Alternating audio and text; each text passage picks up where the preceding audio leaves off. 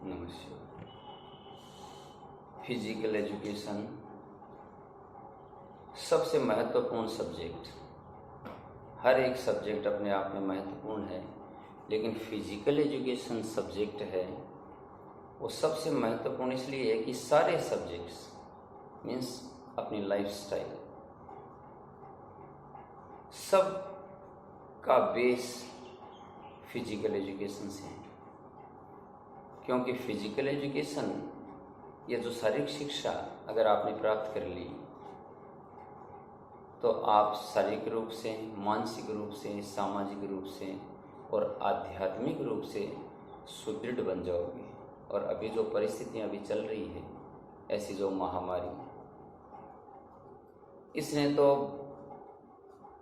ये समझ लो कि सबको एक बहुत बड़ा पाठ पढ़ाया है, एक इम्पोर्टेंट लेसन। इससे हमें एक शिक्षा लेनी है और अभी ये गया नहीं है, तो इसमें डरने की दरकार नहीं है, ज़रूरत नहीं है, लेकिन सावधानी और अनुशासन की ज़रूरत है। इसलिए फिर जो फिजिकल एजुकेशन सब्जेक्ट है ये बहुत इम्पोर्टेंट रोल अदा करेगा इसमें। क्यों? क्योंकि अगर हम एक अपने लिए बेस तैयार करें तो आने वाली पीढ़ियाँ या हमारे बच्चे हमें फॉलो करेंगे तो स्वस्थ रहेंगे। हम ऐसी बीमारियों से बच सकते हैं, ऐसे वायरस का मुकाबला कर सकते हैं। मुकाबला करने के लिए हमें हर तरीके से तैयार रहना पड़ेगा, शारीरिक हो चाहे मानसिक हो। तो फिजिकल एजुकेशन जो सब्जेक्ट शुरू किया था उसका उद्देश्य यही था कि आने वाली पीढ़ियाँ सुदृढ़ बने, स्वस्थ बने, जिससे समाज में, देश में शांति स्थापित हो और हमारे जो बच्चे हैं वो अपना जीवन शांति और आनंद से व्यतीत करें। ये सिर्फ ज्ञान नहीं है, अब ये सबको समझ में आने लगा है ये बात, और लोग प्रयास करने लगे हैं अपने आप को ताकतवर बनाने के लिए। लेकिन इसके लिए एक समुचित ज्ञान की आवश्यकता है। अगर बिना नॉलेज के हम कोई चीज़ करते हैं तो सही रास्ते पर हम नहीं जा पाएंगे, अपने एम तक हम नहीं पहुंच पाएंगे। इसलिए जो शारीरिक शिक्षा है उसका ज्ञान बेहद ज़रूरी है। आपको एनाटॉमी, फिजियोलॉजी, इसका नॉलेज होना चाहिए। ये नहीं कि आपको एग्ज़ाम देनी, आपको प्रश्नों के उत्तर देने, इसलिए कि हमारा जीवन आनंदित हो, सुगंधित हो। जो 12वीं क्लास है उसके लिए पहला जो चैप्टर है अपना वो है प्लानिंग। प्लानिंग क्या है? अगर हम यहीं से देख लें कि हम सबसे पहले तो हमें अपने जो जीवनचर्या है, लाइफस्टाइल है, उसको कैसे रखें, इसके लिए प्लानिंग बना लें। लेकिन इसमें लिखा है प्लानिंग इन स्पोर्ट्स। स्पोर्ट्स के लिए हम कैसे प्लान करें, क्या करें, तो इसमें क्या क्या आता है? मीनिंग, ऑब्जेक्टिव्स, उसके उद्देश्य। तो प्लानिंग क्या है, उसका क्या अर्थ है? कोई भी एक्शन, फॉर एनी एक्शन, किसी भी एक्शन के पहले अगर हम तैयारी कर लें, प्रिपरेशन कर लें, कोई प्लानिंग है, तो इससे लाभ क्या होगा? इससे जो सफलताएं हैं, जो सक्सेस हैं, उसके चांसेस बढ़ जाएंगे। और अगर हम सफल हो भी नहीं तो हमें साफ दिखाई देगा हम कहाँ गलत हैं, उसको हम सुधार सकते हैं। इसलिए प्लानिंग जीवन में भी बेहद ज़रूरी है। तो स्पोर्ट्स में अनेक प्रकार की कमेटियाँ बनती हैं, कमेटीज़, जिनकी जिम्मेदारियाँ होती हैं, रेस्पॉन्सिबिलिटीज़ होती हैं। खेलों के पहले, प्री, उसके दौरान, ड्यूरिंग एंड पोस्ट, ऐसी कमेटियाँ बनाई जाती हैं जिससे आप स्पोर्ट्स में कोई भी टूर्नामेंट करवा रहे हैं तो वो अच्छी तरह से सक्सेस हो, कम खर्च आए, इसलिए इस कमेटियाँ बनती हैं। तो उसके पहले प्लानिंग होती है। उसके बाद इस चैप्टर में आप पढ़ोगे टूर्नामेंट्स के बारे में कि टूर्नामेंट्स कितने प्रकार के होते हैं। मैं चाहूँगा कि पूरे चैप्टर का आपको एक परिचय दूँ। तो उसमें टूर्नामेंट्स कितने प्रकार के? टूर्नामेंट्स 3 प्रकार के। Knockout tournament. नॉकआउट टूर्नामेंट क्या है? ऐसा टूर्नामेंट जिसमें सिर्फ एक ही चांस मिलता है, इंडिविजुअल गेम हो या टीम गेम हो।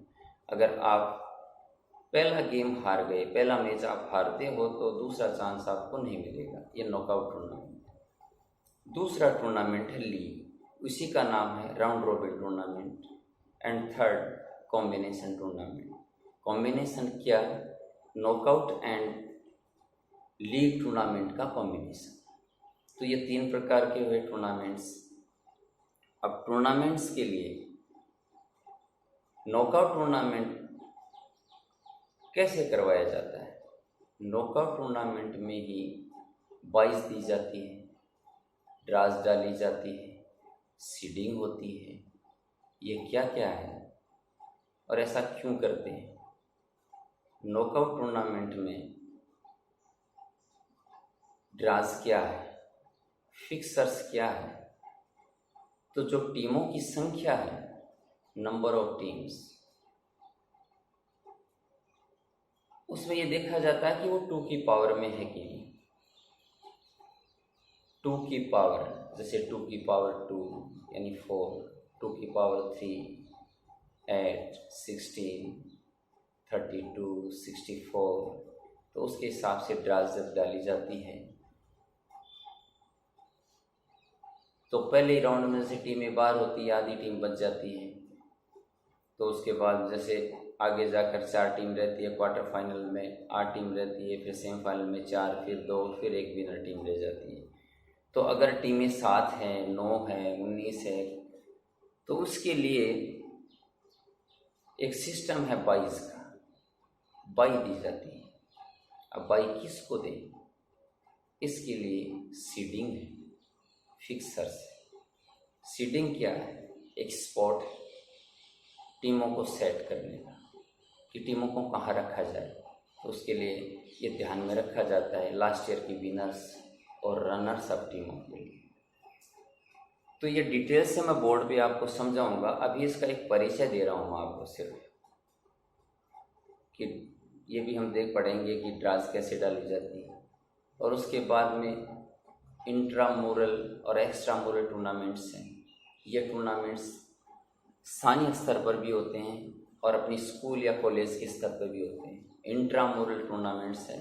इंट्रामुरल जो अंदर होते हैं संस्था के, जैसे स्कूल में टूर्नामेंट्स अपने बच्चों के आपस में करवाई जाते हैं। इससे फ़ायदा ये होता है कि जो अच्छे बच्चे हैं, बच्चे तो सारे ही अच्छे होते हैं, जो नैसर्गिक रूप से, प्राकृतिक रूप से जिनमें प्रतिभाएं हैं, वो निखर के सामने आए, पता चले, अच्छी टीम बने स्कूल की। इसके लिए ऐसे टूर्नामेंट्स होते हैं, उसको बोलते हैं इंट्रामुरल टूर्नामेंट। एक्स्ट्रामुरल टूर्नामेंट वो हैं जो स्थानीय लोकल संस्थाएं आपस में मिलकर टूर्नामेंट खेल लेती हैं, वो एक्स्ट्रामुरल टूर्नामेंट। इसके भी बहुत फ़ायदे हैं, आपस में परिचय बढ़ता है, मेल जोल बढ़ता है, सद्भावनाएँ होती हैं, प्रेम बढ़ता है, और आपस में खेलने से प्रतिभाएं और आगे निकलती हैं, अच्छी टीम तैयार होती है।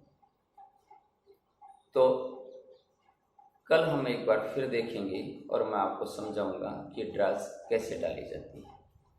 लेकिन जो इम्पोर्टेंट चीज़ है वो रटने वाली बिल्कुल नहीं।